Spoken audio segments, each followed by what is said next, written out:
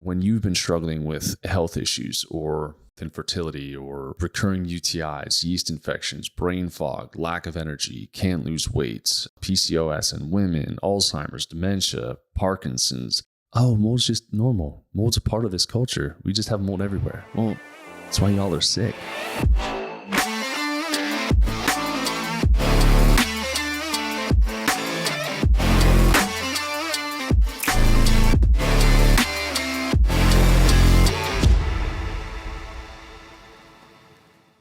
All right. Welcome to another episode of the Jacque Show. So today I was in my morning prep. I'm getting ready for the day, and I get an email that comes across my way here. And it's one of those things where, it's such a blessing that I know what I know, but we also call it a curse. It's the curse of knowledge. And what I'm talking about in particular is when you know you're right, and you just need somebody to do their damn job. What I'm struggling with, and I've been struggling with this for quite some time, is finding people in the mold realm that know what the heck they're doing. What I keep finding is we'll run one of our state-of-the-art tests, right? We'll run the Immersion test, and it'll come back and it'll just be littered with mold. I mean, so much mold that I almost get a contact mold high from being within 2,000 miles of that home. And I break the news to these patients and I'm like, listen, this is it. It's like, the analogy that I keep using nowadays is like, hey, it's like going out into the garage and turning on your car and pulling up a lounge chair and just sitting in a garage while the garage fills up with fumes, or just putting your mouth right to the end of the exhaust and breathing the fumes directly into your body. And you're taking all these supplements, you're taking binders, you're taking detoxing agents, you're fixing your gut, but you haven't been able to get rid of that true underlying cause, which is environmental toxins. This particular set of patients, they're phenomenal. They've been working their butts off. And when we got around to testing their home, we had already done a lot of prep work with these guys. And again, their health is better than where it was, but not at the level that we wanted it to be. We want to be fully functional. We want to be optimal. So we got this test result back. And then we're like, all right, this is out of my jurisdiction now. Now we have to find somebody who can come to your house and figure out where the problem is, right? Because when you have the Immersion report, that's a symptom. We need somebody to come in there and test that underlying cause, right? Why? Why did the house get mold to begin with? Where is it coming from? What is the source and how do we fix it? And so this couple, especially the guy, he's brilliant with anything to do with a home. And he had a guy come over and they did their initial mold analysis. And, I knew on the Immersion that there was a lot of mold there. And then we get a mold report. He shared it with me, which is what I asked my patients to do, is when you get that mold report, share it. Let me know what they say. And then we can converse over, is this a good option for us? And so I get this report and we see the basement analysis. I'm like, oh, okay. So it seems like he just found mold in the basement. That's the reason why he spent his focus down there. And then come to find out, the wife was like, he only checked the basement. And he came back and it wasn't, outrageously priced, but he also didn't have the urgency as to like, oh, it's he's like, it's not that big a deal. Like, well, we could fix this thing out. Like, you just have to do this, that, and the other thing. No biggie. And so we're on our monthly consult call, and she brings this up, and I'm like, what? Who only goes in and checks the basement? Like, at least check the basement and the attic. Like, do some due diligence, but then also check anywhere that there's water, whether it's the shower, so bathrooms, kitchens, where's there water running? Run moisture readings, right? Take a look at the roof. You start doing these things time and time again, and you're like, okay, like, again, I don't have my own mold remediation company. And I keep joking and saying yet, because I need good people. And again, if you know somebody who is in the mold remediation field, please let me know if they're good. And the telltale sign to tell if somebody's good or not is if they're in support of the IRMI test. If they're still in support of the air trap sample, then you need to find somebody else because the air trap sample is incredibly inaccurate. So anyways, we go through this. This guy didn't do anything. And we're like, all right, now we have to find somebody else, which it's hard. I mean, there's only so many businesses in a given area that you can find that supposedly know how to handle mold. Well, this guy, I'm struggling not to say his name, but he calls, he finds out another person to come and do this analysis. And I get the report. I'm like, oh, this to date, one of the most in-depth analysis that I've seen.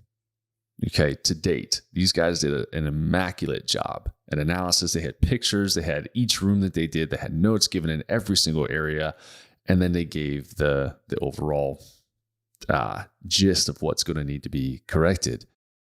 And when you see the difference, you're like, ooh. And this is the blessing and the curse with mold. The curse of knowledge is, hey, listen, I know it's there. The curse that comes with it is sometimes the cost that's going to be attached to it or associated with it. And when you've been struggling with health issues, or you've been struggling, say, just like with infertility or recurring UTIs, yeast infections, brain fog, lack of energy, can't lose weight, low testosterone in men, PCOS in women, Alzheimer's, dementia, Parkinson's, all of these things are stuff, kidney stones, gallstones, gallbladder removal, appendectomies. When you have these things that accumulate over the years, it's like, it's little bits at a time that these things are chipping away at your health, chipping away at how you view your health. And then you don't have much confidence going into the future with this stuff. You're like, I'm just going to have some other issue. I can never get rid of these UTIs. I'm always going to have candida overgrowth. My tongue's always going to be white. And then you get something like this and you're like, it's a blessing that we were able to find this, but it doesn't make it any easier, right? Because what's the options here? We fully start over, rip it down to studs, and start and rebuild. Do you try to remediate it when this guy's like, listen, I'm worried about a reinfestation issue, which I appreciate this guy saying that because it's an honest concern, right? Because once the wood is wet, you can't fully extract the moisture out of the wood. And if you trap it back in there and you allow it to condensate, then more mold can grow. And so the point of me doing this is probably the third mold report that I've seen in the last month, like the last 30 days. And I feel bad because I keep having to try to fight. I'm not a mold remediation specialist, or what do they call it, like environmental hygienist or occupational hygienist. Like, that's not my thing.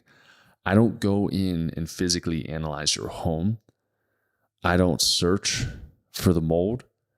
I wouldn't want to because I'm sensitive to it. I don't really want to breathe that stuff in. But when we have high level mold count, I know from research as well as clinical evidence, I know what that does to your health. And when I'm over here saying, and again, I'm afar, right? So a lot of my patients are across country, they're international. And I'm like, listen, there's mold here. It's bad. And then I have somebody that comes and lays eyes on it. They're like, well, it's not that bad. And then the patient comes back to me and says, well, Joe over here says it's not that bad, so it must not be that bad. And I'm like, no, but it is. And then you get somebody else that comes out and they're like, well, he said that it might be bad. It might have potential for being bad, but it's not that bad. And I'm over here like, guys, this is horrible. You need to get this addressed immediately. You get another guy that comes out or another girl that comes out. It's not that bad. It's not that bad. And I'm over here wanting to beat my head off of my desk. Like, I just want to smash my face off the desk. Like, are you kidding me? Do I need to personally come out there? I have so much passion for this mold removal because I know what it does to your health. It completely destroys it. No one in life will be healthy in a moldy environment. It's absolutely impossible. And if you think that you're going to squeak away with it, with the whole phrase, oh, everybody has a little bit of mold in your home. Enjoy cancer. Enjoy your later years. Enjoy your constant round of antibiotics and antifungals because you keep having gut infections. Enjoy getting your organs removed out of you. It is impossible to be in a moldy environment and not be affected. But the thing that drives me nuts is when I seem like the crazy person yelling on the mountaintop, like, hey, we found it. Guys, we found it. It's there. Now you have to figure out where to go. Where is it? Why? So I've been around the block enough that I know the typical things that you should look for somebody that comes into the house, right? And to analyze. It shouldn't just be a one-room analysis. If we ran the ERMI test, they should take the ERMI test and be like, oh, okay, we got a lot of this. Now we have to figure out where this moisture is coming from. If they want to do an air trap sample to try to isolate what room it's in, go for it. But air trap sampling is incredibly inaccurate in that if you did an air trap sample and then you swipe the carpet or just kick the carpet a little bit and did another air trap sample, you're going to have more mold show in the second sample.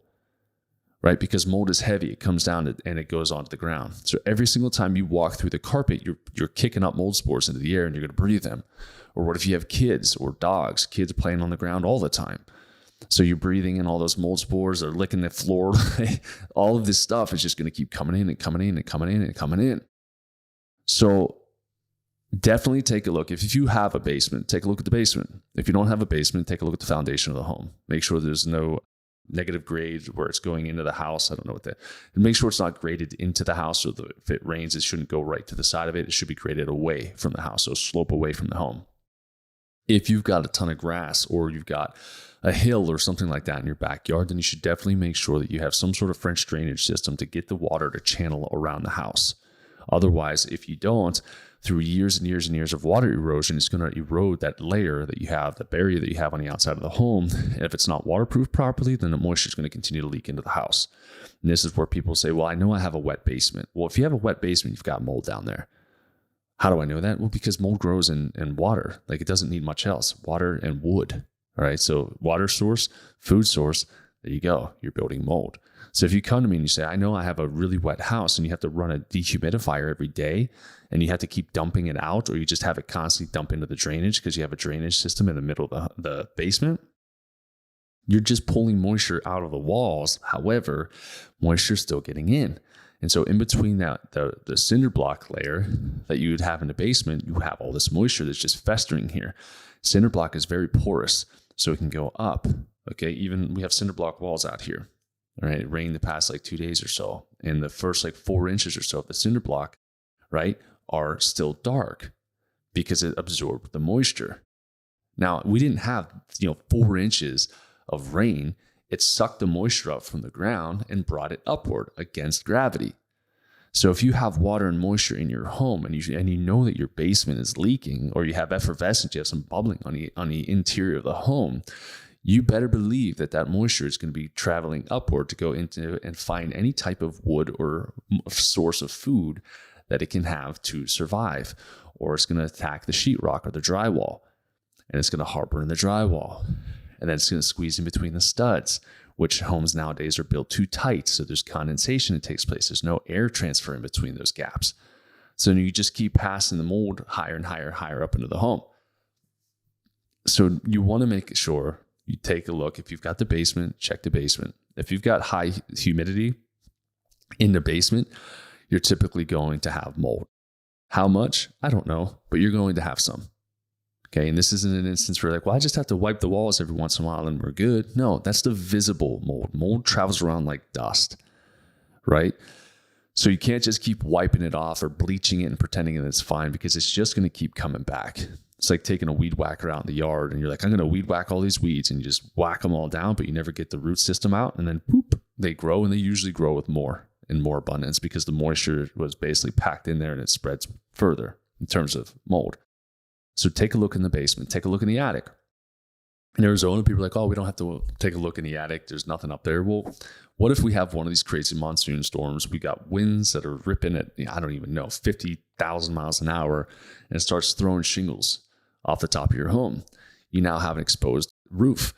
And even though we have 0.0 humidity here, The fact of the matter is, if that water still gets in the interior of the home, you're still going to have issues with moisture, condensation, and mold.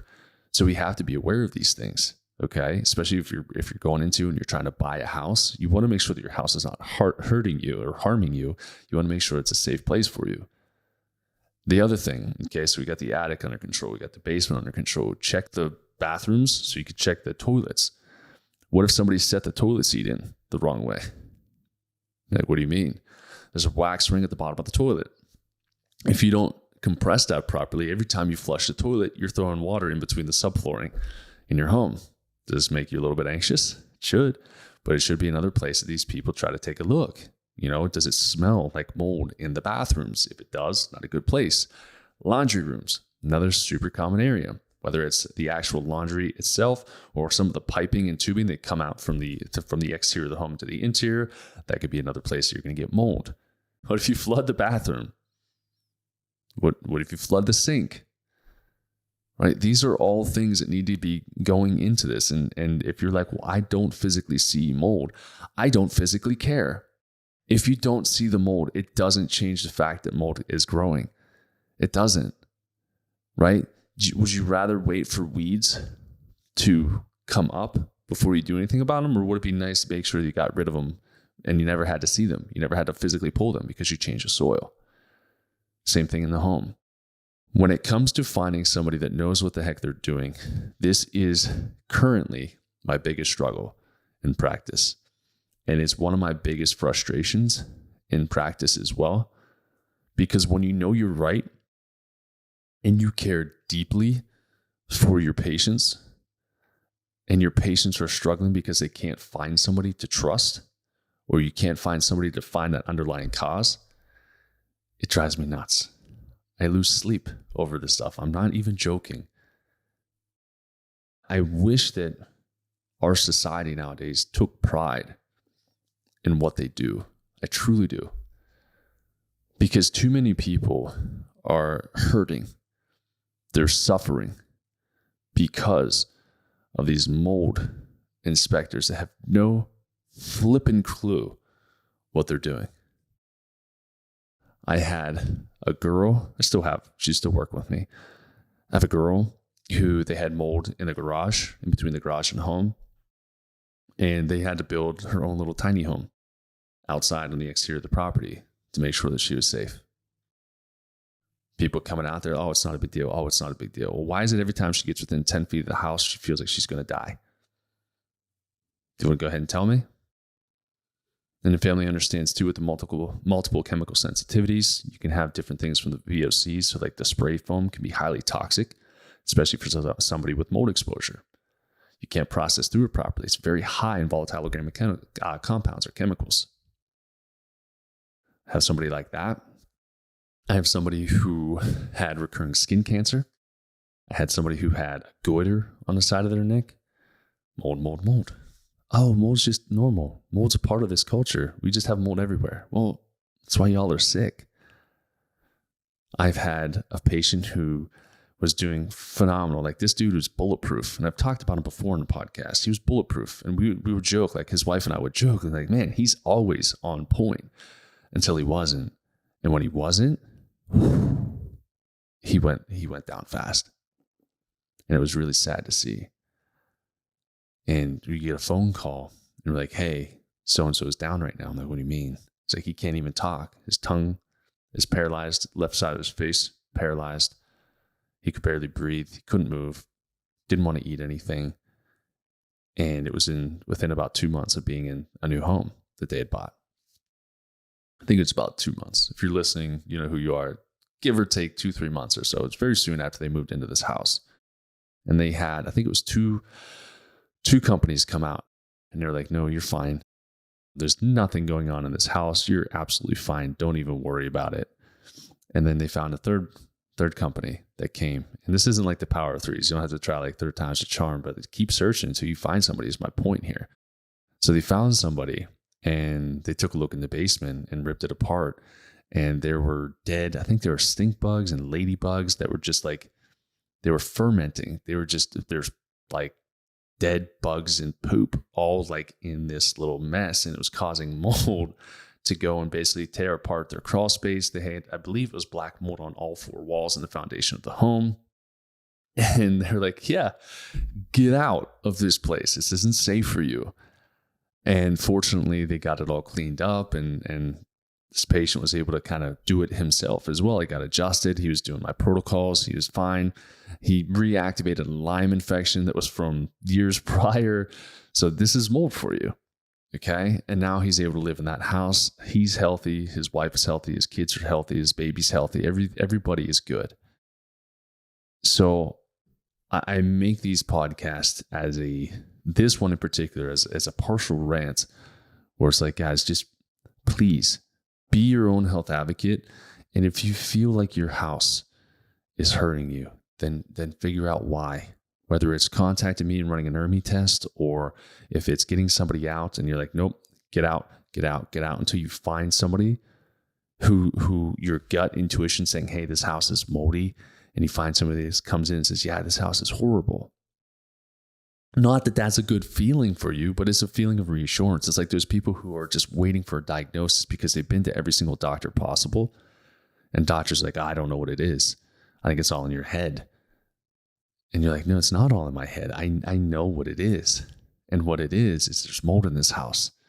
And somebody comes in and say, yes, it is. Or again, in the health exam, it's like, yeah, it's cancer. And you're like, yes. And also like, oh, crap. But like, yes, because finally you're able to put a name to what you're feeling.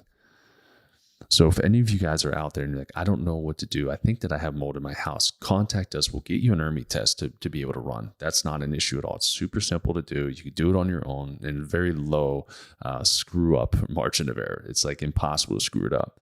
However, when it comes to the remediation side of it, know that you're probably going to have to shop multiple times to find somebody that you trust. And I wish there was an organization that would just train, like franchises that would just train and know how to handle this stuff, but I have not yet found one. So on the second side of this coin, if you know somebody in any state, any country, etc., that is like top to bottom, just blow your mind good at mold remediation, please send them my contact information, because I would love to be able to set something up with them so that I can send my patients to somebody that I trust, and we don't have to wait months to get this fixed up or corrected. Because the sooner we can have that urgency, the sooner we can have things cleaned up and taken care of, the sooner my patients can go back to feeling better, living their life, getting pregnant, not having to worry about fertility treatments, not having to worry about coming home and feeling exhausted or not having the energy to get up and conquer the day. So that being said, I hope this resonates with somebody, and it was just on my heart to do this podcast for us today. So if it was for you, awesome. If you know somebody who probably needed to hear this, please share it with them. Biggest thing with mold is you need to find hope, and you need to make sure that you know that you're not crazy. It's not all in your head.